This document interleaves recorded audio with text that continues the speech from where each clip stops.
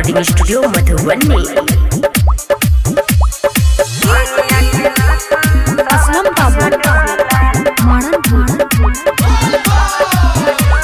चढ़ गेले बाबा देख सावन सोमवारी, कामर लके आबे छिया तोरे दुआरी, करे छतु बाबा खाली बसा सवारी, महल के छोरी बाबा रहे छ पहाड़ी, सुना बाबा भोला पीला कोको कोला, भंगिया के नासा में सब कियो डोला।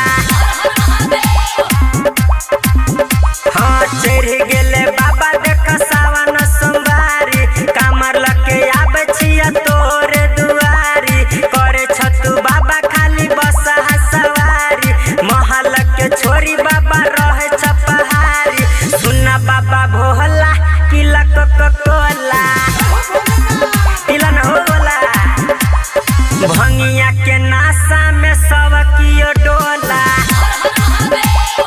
रूपम रिकॉर्डिंग स्टूडियो मधुबनी।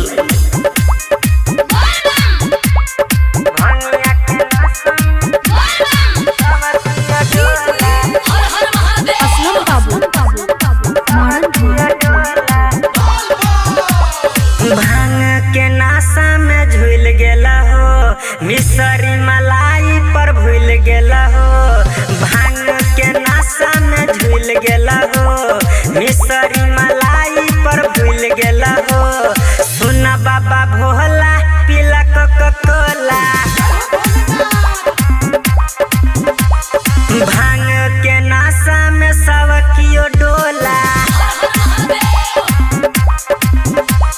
चढ़ गेले बाबा देख सावन सोमवारी, कामर लके आबे छिया तोरे दुआरी, करे छतु बाबा खाली बसा सवारी, महल के छोरी बाबा रहे छ पहाड़ी, सुना बाबा भोला पीला कोको कोला, भांग के नासा में सब कियो डोला। रूपम रिकॉर्डिंग स्टूडियो मधुबनी। भंगिया के नासा में सब कियो डोला, सब कियो डोला।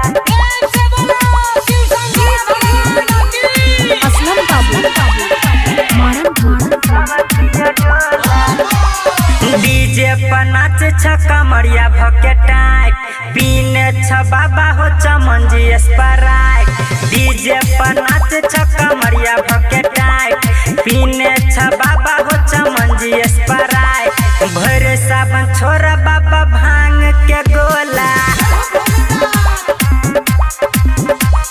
सुना बाबा भोला पीला कोको कोला।